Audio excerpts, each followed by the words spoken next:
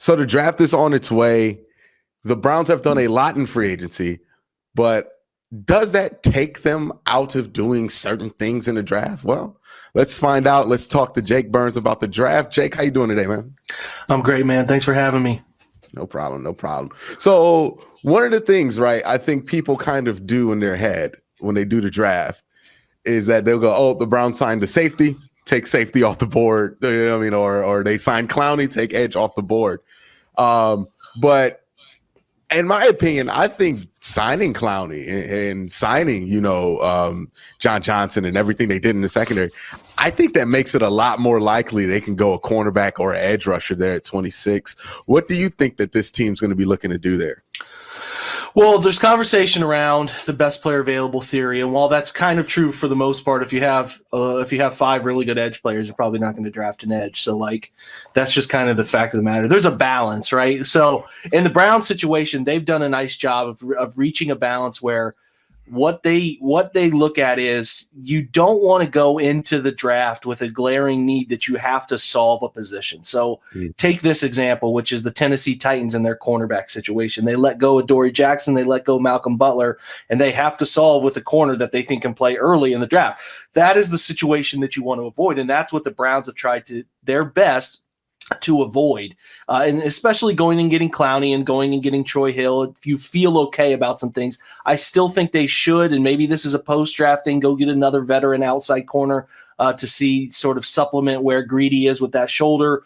I think that would be a wise move, but it's still not to the point that the Browns look at a draft decision and say to themselves, we have this edge or we have this wide receiver who we have graded as a round 1 player, but this cornerback here who we have a round 2 grade on, we're not sure if he's going to be up in round 2, so we need to get him now to solve our cornerback situation. They don't have any of that this year. For the first time in a long time, they don't have any of that stuff circulating around them. They don't have to go reach for any position. They can go position that they value, corner, edge, safety, wide receiver, but they don't have to reach for anything. And that's a beautiful scenario for them to be in. So yeah, they signed Clowney.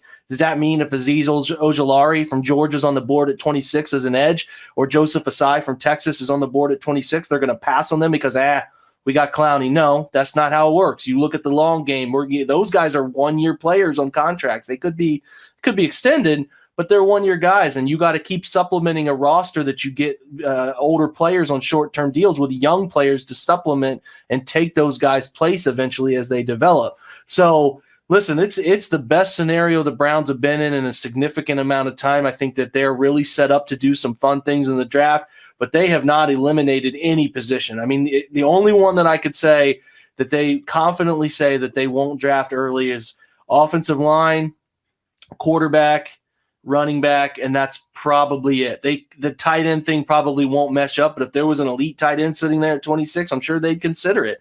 So, for the most part, they're open, and that's the thing that's so different, man, is I think most of the time we're so used to the Browns drafting early, whether they didn't have a first-round pick in the 19 draft, but you look at 18, they had picks 1 and 4. You could go down the line and look at their early picks. Even pick 10 last year, we were like, okay, perfect spot for a tackle. They're going to get a tackle. And that was the situation last year, Quincy, where it was lucky that the Browns ran into the situation where it aligned perfectly with need and talent on the board. But if, say, it was a weak tackle class last year, they'd have been in a world of hurt. So that's the situation that I'm sure they've gone into this year and said, we cannot have that pop up. And as we've worked through things at the OBR, looking at the Browns draft board, looking at players that could be there, it's so unique because there's 10 different scenarios that can play out with players on the board at pick 26. And so often Browns fans have not been accustomed to picking this late in the draft. We haven't seen the pick this late since 2003 or something like that. So it's been a long time, and it's just it's a totally new experience for people, even those covering the Browns or people that are national guys trying to peg the Browns pick,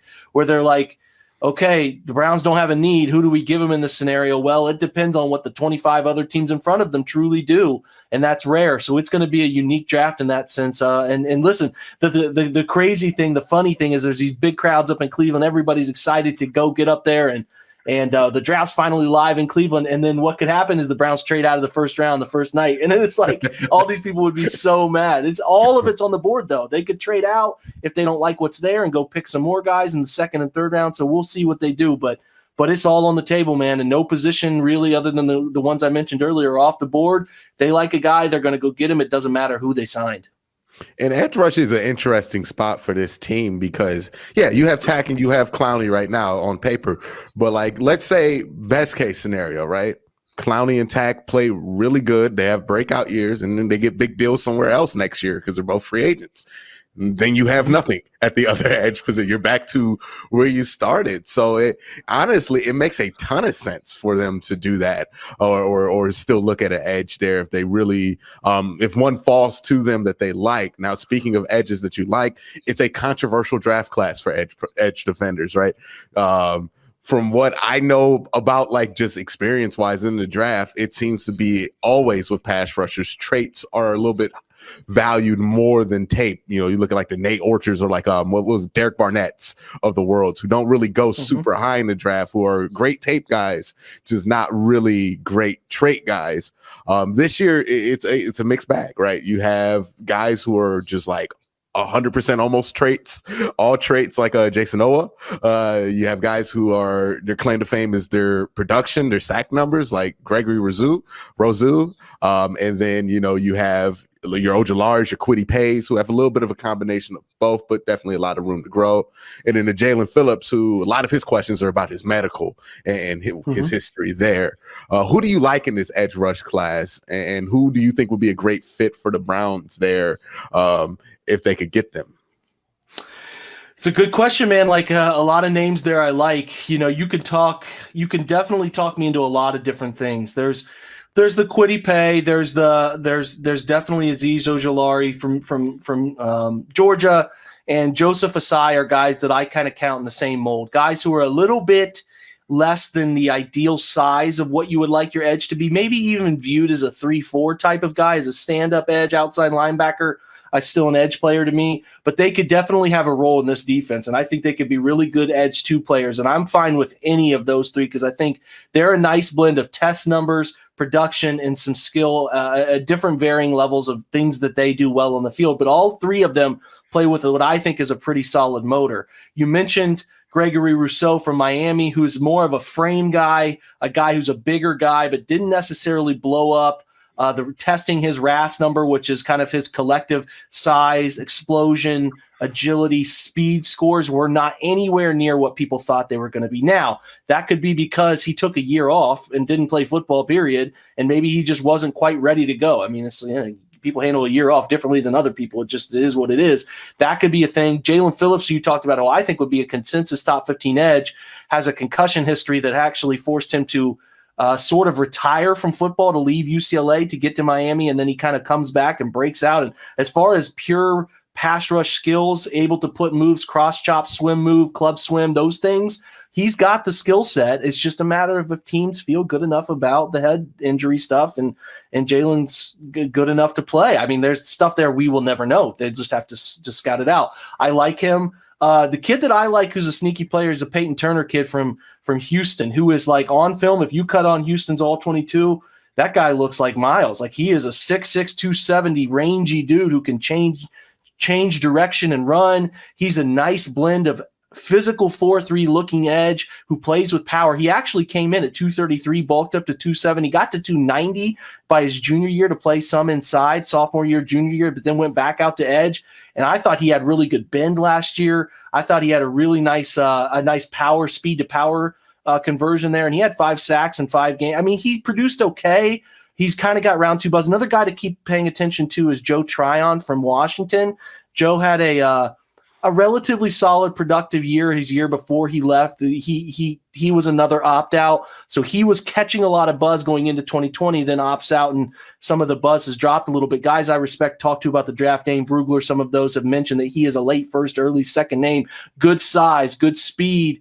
He can move in space. He tested well, like Peyton Turner tested well. Like you've mentioned, it's hard for me to know what the Browns really want in that edge 2 guy as far as traits or speed. What we do know is they tend to go guys with high speed spark scores, those numbers that really trend toward being great athletes, guys who played a bunch of games. They like those things too, guys who played a bunch of snaps and have experience. So those are kind of the things that we look at and they go young. They don't want anybody who has 23 and turns 24 or is good. I think they drafted last year Jordan Elliott, who turned 23 in November. That's the youngest prospect we've seen them draft. So when you're looking at a player, if he's 23 already or he's 24, like, we eliminated them essentially. Like, we just don't think the Browns are going to pick them because they don't show us that they're picking any older guys. So, like you mentioned, and like I mentioned earlier, with how tackle meshed up perfectly with where they were drafting last year, edge between pick 26 and 59, I think there's going to be some fun players that are there at those positions. Kind of is a beautiful, and the same with corner, which I'm sure we'll talk about, is a nice mesh of where they're picking and guys that I think are still really good football players that are floating in that area. So a bunch of good names. I think that they'll pick their flavor. If they love Quiddy or they love Aziz, and they're there at 26, I'm sure they'll be definitely interested in taking one of them. The thing is, teams in front of them are definitely interested in that position too, so they could get gobbled up right before them. So I think there's a little bit of that. We're nervous about pick 20. Quiddy still on the board. Does Jacksonville take him? Does somebody like Pittsburgh want to get a better player than Alex Highsmith to replace Bud Dupree? Do they take him? There's some of that stuff going on there. So the good thing is, I think that there's like 5 guys that will be around one type of edge at the end. Some of those guys will slip into early round 2. We'll see just how interested the Browns are in some of them. The Browns are also in an interesting situation when it comes to the number of draft picks they have. Like, even just looking at the roster as is, there's already some tough decisions that are just going to have to be made on both sides of the ball this year, because there just aren't enough spots for as many good players as this roster has. When we talk about bringing in 9 draft picks, that kind of makes that situation kind of more muddy, and it might not be a great use of those draft picks, right? If you bring in 9 guys, but you might be able to keep 5. So with that being said, do you think the Browns pick 9 guys? Do you think they're going to try to use those picks? You know, I think personally they're probably going to try to turn those picks either into picks next year, or they're going to try to just, I think they're going to aim at like 5 or 6 guys within like the top 100 or something like that this year. I have a lame answer for this question. I think a lot of people have mentioned what you just did, and look, I could ultimately be wrong. I didn't think they cut Sheldon Richardson, and they did, and I get stuff wrong often too. But like, I don't know. I just think that their fringe roster guys aren't as great as some of us think they are. And I think they could draft 9 guys and keep 9 guys. Like, I think competition for some of those spots, like Kadero Hodges' spot or JoJo Natson's spot or Steven Carlson or Porter Gustin or even into Sione Takitaki, like, we want guys to come compete for those roles and take those jobs. So if they draft 9 guys, I think there can be 9 roster spots if guys good enough. But to your point and to the greater point of what we think the Browns will do, I don't think you're wrong at all. I would not be surprised if they push some picks into next year. Maybe they trade one of those picks, like a pick 30, like a pick 91, they can roll into a 2 next year. The idea here is you give up a round to gain a round. So you give up a round this year to gain a round next year. I think people talk a lot about trading up in the first round. I don't think it's going to happen, but I do think they could get really hungry for a player around that pick 45 to 50 range and move up from pick 59 to go get somebody that they love. Maybe a guy I mentioned earlier, Peyton Turner. Maybe a corner from Syracuse, Afetia Melifonwu, they like a lot, so they could go get him. That's just I expect them to get more hungry around moving up around pick 59 or pick 89. Like, I think they can move up there and they could give up something later to move up. But I do not necessarily think we see this. The percentages here probably lean toward the Browns moving down more than moving up and converting some to next year. But you got to remember, too, they're picking 9 players, but I think they have pick 211 and pick 255, which is like the second pick before the end of the draft. And typically those are throwaway picks. Like, they're really not going to make your roster anyway. So they're probably picking 7 guys there. So I think they could go into this thing and pick 9 guys, and maybe 7 of them are keepable players, and maybe you strike gold with an end around small school guy late in the draft, and maybe some of those guys surprise you. But if I had to put money on it and the number was like over under 6.5, I'd probably take the over for like 7-8 guys, and they roll a pick into next year. So the good thing is, Quincy, man, they can at any situation that they're in, they can get a call from somebody, hey, we'll give you next year's 3 for this 4. Yeah, run it, man. We'll take it. Or they could say, hey, we love this guy at pick 110. We got to take this player right here and take that player. So they have just beautiful options here. And especially teams will be interested in moving out, and Cleveland included, because of so much uncertainty about meetings, spending time with these players, no scouting combine, no in-person interviews like they wanted to. So there's definitely more certainty next year. So they could definitely be more interested in picks following this year. So many options on the board, but I I guess I kind of would be surprised if they took 9 total players, but I think there are 9 roster spots to be had, so I'd be cool with it. You mentioned something with the process being much different this year than it was last year because most of the process had been done before they had shut down everything, or at least a good portion of it, right? The combine, at least, right? But now it's like this is a whole thing going on under a completely different process than what they're used to. And with that being the case, like, what is the mid to late rounds of this going to be, especially for guys who or opted out or like FCS guys who didn't even get to play this year? Well, depending on what conference they are, didn't get to play this year. And because a lot of those schools opted for spring seasons, especially like the big ones, North Dakota State opted for a spring season, only played the 1 exhibition game. So for those guys, right, because there's a couple guys on North Dakota State that are looking for like first or second round grades. They have a tackle and then obviously Trey Lance. And then there's some UNI guys. There's a ton of FCS guys that people are looking at, but they're looking at tape from like a year ago. And it's going to be valued at less than, because it's not Power 5 tape too. So is the evaluation of these guys going to be kind of flawed, or is it going to be more along the lines of what it's always been? Is there going to be a higher chance to hit harder or hit bigger home runs with some of these guys, because has that cracked widened for guys to just slip through? It's a good question, and one I don't know the answer to necessarily. I guess I could say it could go one of 2 ways here. It could be more tape-based study, which leads to more trusting what they see and less interaction with players, which if you interact with a player and you get rubbed the wrong way or something turns you off about a guy, or you fall in love with the player because, hey, man, I really love the interview questions, blah, blah, blah, but you ignore some flaws on tape, it could lead to some problems. It's really what the scouting department of each team feels comfortable with. Are we more tape-based, or are we more interview, ask these guys questions? Because they can still get with guys in conferences and get them on the Zoom meetings and whatnot. They can get with them. They can't get them in person. So I think it's going to be, what I project is it's going to be murkier for guys with medical questions, maybe guys who have had a serious injury. People will stay away from them. That's why I think Caleb Farley, even though he's going to the draft, might slip a little more than people think. There's some of those things with medicals and getting your team doctors to check out a player. That's where I think you could see some lag. But for the most part, like Andrew Berry mentioned in the last Building the Browns, the biggest thing it's been is an inconvenience. Like, the thing they love about Indy more than anything else, it's not necessarily the testing they love. They just like getting all the data at once. You get this lump of data. You get all the physicals, all the meetings and stuff, and those things are great. But you get all the data, all the testing data, all of that thing to kind of sort through the things you're interested in, and that stuff is important. Now they're kind of like, they're running here to a pro day, running there to a pro day, spread out. And then you got to try to get all your data put into the database, all of your time, where you could have had things done in a really quick fashion to kind of sort and filter guys you're really most interested in. Some teams had pro days like 2 weeks ago. So then you're finally like, okay, now we got to shuffle this guy. And like Peyton Turner, for example, I keep talking about him, but the example is real. Like, he just had his pro day a couple weeks back and he blew it away. So it's like, okay, now Peyton Turner moves up our board to, the third edge in the draft.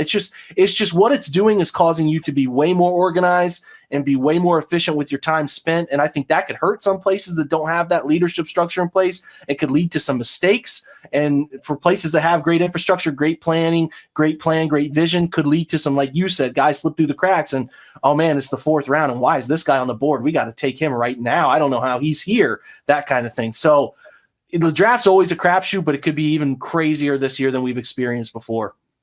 Do you think it'll lead to, because what I see with this is going on is just like, since it's all pro day based, the bigger schools, the players that go to the bigger schools, they already have an advantage. But sometimes this process, like the combine, having that just place out there where it kind of just gives everybody the same controlled environment, an opportunity to see a player, that changes now with how they're doing pro days. And I wonder if that's going to lead to guys being overlooked or just or big school guys being overdrafted a little bit. You look at like Mac Wilson, the year he was kind of not underdrafted, but he was drafted in 4th round. Most people expect him to go like 3rd or 2nd the year he went. And it was kind of a surprise. In a year like this, is somebody like a Mac Wilson going to go much earlier just because teams have more information with them because they're definitely going to be at the Alabama Pro Day. Whereas, somebody else like a Darius Leonard or somebody like that who goes to a small school, maybe they're not out there maybe not as many teams are as out there to go to that one small school to see that one player. Like those situations, like is there anything like that that's going to be a big deal for somebody? I will say this: what happens is your data. The point you made there at the beginning, where everybody's in the same controlled environment in Indy with the same testing structure for 40s and this, that, and the other. It does lead to collective understanding of same level playing field. This is what we're looking at. They're all wearing the same things. We don't really talk about what school they went to necessarily. It's just RB33 on the shirt. It's just that controlled environment.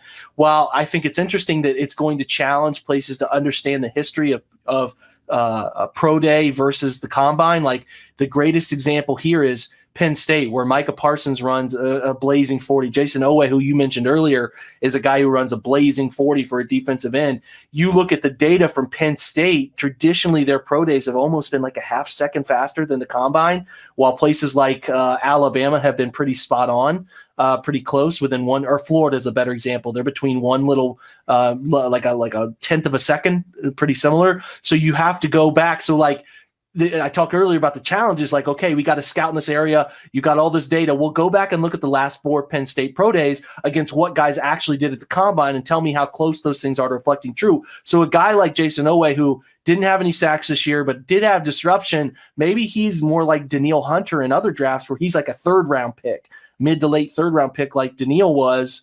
Instead, in this draft where his numbers, and the only real number that they have for his 40 time is a 4.38, he gets drafted in the 1st round when maybe he wouldn't traditionally have done that because the combine would have been a level playing field, and maybe he runs a 4.48 or a 4.5 at the combine. You just don't know. So I think what it does, like you mentioned, it gives guys their controlled environment, their best place, and a place to put up numbers that maybe they would have never put up with realistic expectations in normal years. Because even if a guy runs a 4.35 at a 40, if they run a 4.47 at the combine, they're going with that. Now, this year, all I have is the pro day information. I can make conjecture based off of what traditionally Penn State does every year, but I didn't see him run a 4.45 40 at the combine. All I have is his pro day running this 4.36. So that's all I have to go on. I think it just kind of subliminally makes you think this guy might be a little better than what he is. So maybe we could see a little bit of stretching, reaching, that kind of thing. And on the same flip side, you mentioned maybe somebody's not going to San Diego State and taking that pro day very serious. And a guy like Darren Hall, or a kid out of Boise State, Avery Williams, who's a great corner in his career, could just go under the radar. Like, just not enough teams are getting out and seeing it. So, it could go both ways. It's going to be fascinating in 3-4 years to look back at this draft. Yeah, it's going to be one of the more fascinating drafts. I think one of the more fascinating position groups too in this draft is the cornerback position. I think is an interesting just DB total class. When you look at all the safeties and DBs are here, there's some interesting guys here. Who do you like in this class, and where do you think the Browns would attempt to draft a DB? There's so many to like. The guys that will go early it's Patrick Surtain, second, kid from Alabama. He's been a consensus early guy. J.C. Horn was a fringe end of the 1st round guy, like in the early 20s to Cleveland at 26. But then he tested, and his testing numbers were off the charts, and he looks like he's a similar data profile to Jalen Ramsey. So it wouldn't even surprise me if JC was taken with the 1st corner pick off the board.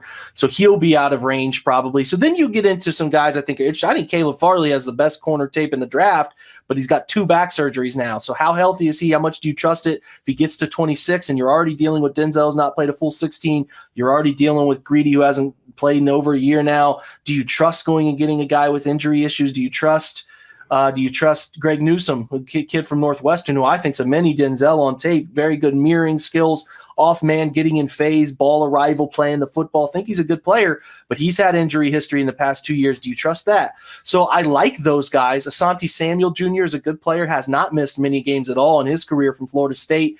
I could be very interested in him at 26, or if they move up into the middle of the 2nd round. If they want to get a body type that's a little different than what they have with Greedy and Denzel. I mentioned him earlier. Melifanu from Syracuse is a very interesting player. I think that they could go out and look at him. He's like 6'2" and some change, close to 6'3", 205. Big body player, can get physical. All the traits that you like to see, but kind of slides down the board a little bit because of, I think, his name and his brother Obi that failed in the NFL. So there's some things there. Like 59 is Paulson Adebo is there, I think, is a good player. Elijah Molden from Washington, a good slot player that could also give you some outside snaps too. So I'm most interested in that pick 26. If there's a guy there like Greg Newsome, I do think Greg Newsome could be tough to pass on. Farley would be tough to pass on. I think those are the guys that are in the early section. If, like I said, when you get to 59, and I should mention too, Asante Samuel in that pick 26 range. 59 is Melifonwu. Elijah Molden, like I said. You could talk to me about the other Syracuse corner, True Williams, who's another good young player who's played a lot of slot and safety snaps. So, corner has a ton of fun players at various locations in the draft. There's a bunch of, I talked about Darren Hall from San Diego State could be a fun mid to late round guy. They're going to take a couple of them, so we'll see. But the good thing is it is a position that, again, aligns with sort of where they're picking and some good players across the board there.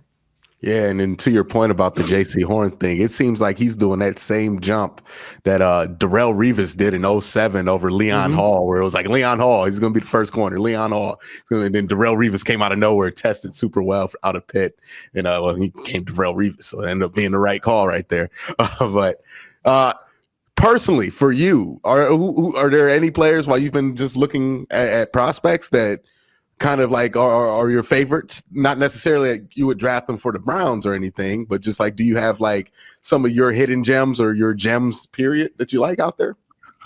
Yeah, I mentioned Peyton Turner. He's moved up the board. I really like him. I like Aleem McNeil, who's an interior player, big physical defensive tackle from NC State.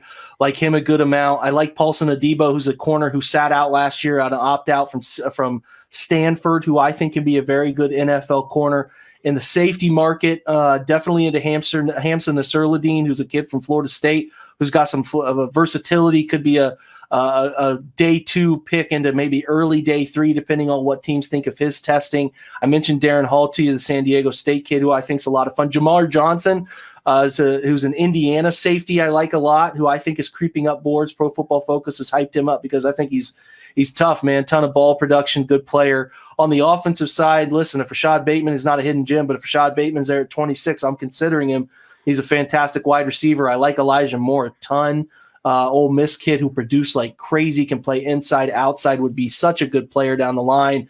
Diami Brown's a good wide receiver. Then you look at the Michigan kid, Nico Collins is a good young player who didn't get, obviously playing at Michigan, you just don't get the quarterback play you need to get to really shine. So he could slip into the mid-round. So there's another kid named Zach Davidson who's a D2 kid, tight end, very big size, tested extremely well. Not a ton of weight, needs to put a little weight on, but tested extremely well. I think Southeast Missouri is where he's from. Punter too at the same time.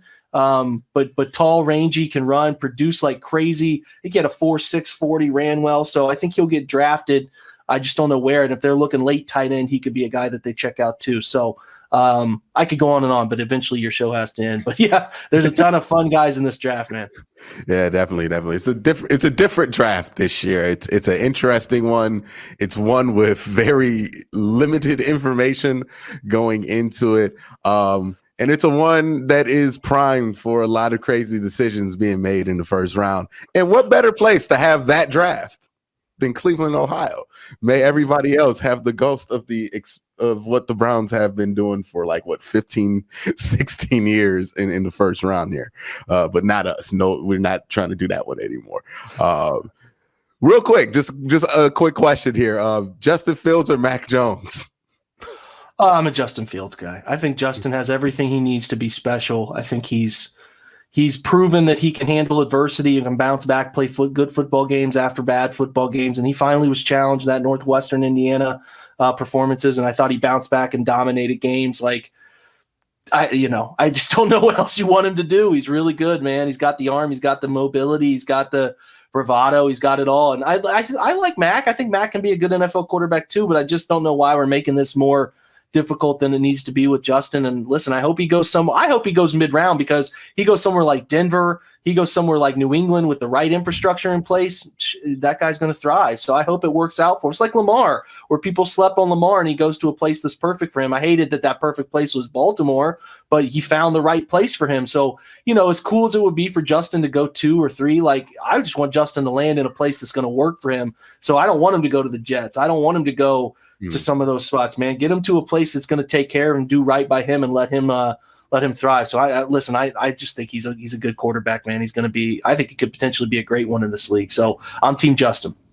Yeah, I'm terrified of 2 players getting handed Bill Belichick at 15 there. It's Justin Fields. I think putting him behind Cam for a year would just be great for him. He'll probably take the job from him mid-season if he's there. Or if like Devonta Smith goes to New England. That's just, I'm not trying to see New England have that kind of fortune. I'm pulling for him hard, man. So many people look at the weight and they throw out this data. And that's cool, man. Like, eventually, though, the data gets broken down and guys are just good. They're just good. And he's really good. And I'm tired of people knocking him for his size. Like, I just want him to thrive. I hope he kills it wherever he goes. Yeah, I mean, also, it's a question of like, I know people are talking about weight this year because he's not a big guy, but there is a question of like, I think people have this automatic assumption that, somebody's built this way, that means they're going to be injury prone. Jadeveon Clowney is one of the beefiest dudes to come out the draft, and he has constant injury issues. These are things you cannot predict. Like, there have been guys like Marvin Harrison around his size that just don't get injured. You know what I mean? Yeah. So Antonio Brown also didn't get injured. He wasn't very heavy coming out of Central Michigan either. So, and weight is something you can build up on. It's not like he's like 5'8" and 160. That would be more of an issue. But has good height. So he's actually taller than Jamar Chase, right? It's like Lamar too. I go back to him. People are, he's going to get hurt. He's going to get hurt. He's too slight. He's too skinny.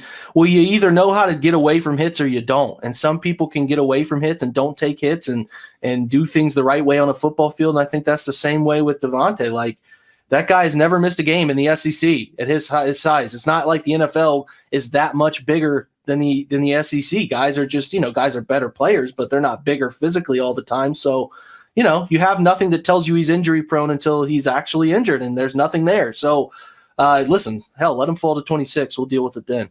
And with his body control, like that has to be a factor in him being able to avoid some injury, because he has tremendous body control. He had a tremendous national championship game. But all right, Jake, thank you for coming on, talking draft with me. Again, let them know where they can find you. Yeah, check us out at the OBR, guys. We do a promo for $1 for the first month to show you our worth, rumors, and all that fun stuff from guys who connected to the Browns building, and film study and draft content all the time. And then we have an OBR YouTube channel. Check that out too, where we have every night up a podcast that goes to our OBR Film Breakdown podcast channel as well. And then I'm at Jake_Burns18 on Twitter. Check me out there. So, Quincy, thanks for having me, man. Big fan of your show. Anytime you ask me on, man, I'll always come on, chat Browns with you. All right, Jake, thank you for coming on. I want to thank you, OBR, everything else that you do. Make sure you check him out. But again, guys, have a great day. Have a good night.